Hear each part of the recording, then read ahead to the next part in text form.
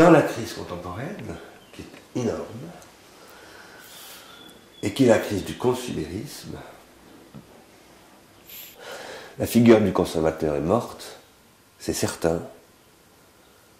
Beaucoup de gens sont encore dans la dénégation par rapport à cela, mais c'est un fait avéré. Le consommateur est devenu addict et autodestructeur, le consommateur est malheureux. 80% des Américains, par exemple, déclarent que la consommation est devenue un problème. C'est terminé, cette histoire de la consommation. C'est le monde artistique, c'est le monde de l'esprit qui doit inventer une nouvelle figure. Cette nouvelle figure, personnellement, et avec Arsène Scrinis, je soutiens que c'est la figure de ce que j'appelle le contributeur, l'économie de la contribution.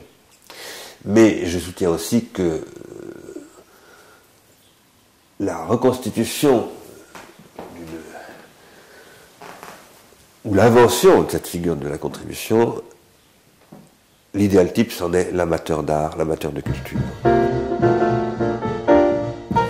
Il faut qu'aujourd'hui, les acteurs culturels, les artistes, les chercheurs, les créateurs, s'engagent avec le monde politique et avec le monde économique. Non pas du tout pour se mettre au service du monde économique, mais pour produire à nouveau de l'intelligence collective, de l'investissement. Une intelligence de l'investissement. Et ça passe par les œuvres. Et ça passe par les œuvres en tant qu'aujourd'hui, ces œuvres doivent se produire, s'œuvrer en quelque sorte, dans des conditions nouvelles.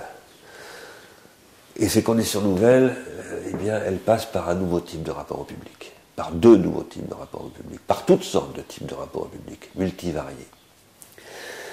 Actuellement, le social, la conjonctivité sociale, est en train de muter avec la réticulation qui est en train de se développer. Et ça change radicalement la nature des publics. Les publics ont été profondément transformés par les industries culturelles, et ils ont désappris à regarder. Les gens qui regardent des films à la télévision tout le temps ne savent plus regarder une pièce de théâtre, ne savent plus regarder une installation artistique, ne savent plus regarder un tableau. 42 secondes en moyenne devant les tableaux du Louvre, c'est ça que passent les gens en moyenne. C'est le chiffre diffusé il y a 4 ans par le Louvre. Quand on passe 42 secondes devant un tableau, on ne sait plus ce que c'est qu'un tableau. On ne sait pas le regarder. On est devant le tableau comme une poule devant un tire-bouchon. Et ça, c'est parce qu'il y a eu un désapprentissage du public. Quand je dis qu'il y a eu un désapprentissage du public, je le dis au sens génitif, mais aussi au sens objectif. Il y a eu un désapprentissage. Le public a désappris, mais les artistes ont désappris qu'il y a du public. Ils n'ont plus de rapport au public. Et parce que quand le public est plus là, les artistes fonctionnent sur un mode qu'on pourrait presque dire hors sol, un petit peu comme qu'on fait pousser les tomates dans le coton. Et ça aboutit à un moment donné à un décrochage pur et simple. Je pense que le monde artistique est la seule sphère qui est immédiatement sensible à des questions comme celle-ci, parce que c'est ça la question de l'artiste. D'une manière ou d'une autre, elle passe toujours d'abord par cela. Et là, il faut que le monde artistique et culturel se repense totalement. Qu'il rediscute très profondément avec la commande politique. Il y a la politique que mène Sarkozy aujourd'hui en France, mais il n'y a pas que Sarkozy comme homme politique en France. Il y a des tas de gens bien dans le monde politique, à droite comme à gauche d'ailleurs. Il y a toutes sortes. Les gens de terrain, en particulier qui ont affaire à des vraies populations, sont très sensibles à ces questions-là. Il y a beaucoup de choses à faire dans ce domaine. Il y a aussi beaucoup de choses à faire avec les techniques et les technologies. Personnellement, je fais fonctionner un institut de recherche et d'innovation qui développe des choses dans ce domaine, mais il y a beaucoup de choses à faire.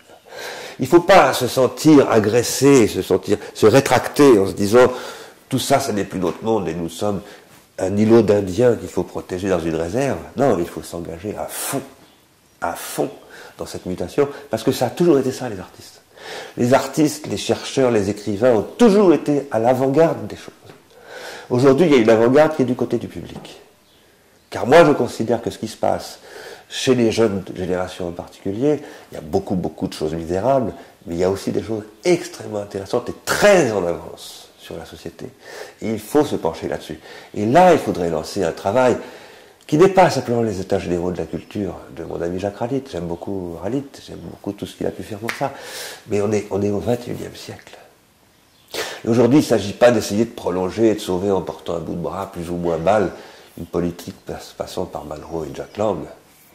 Christophe Girard, il s'agit de passer à autre chose.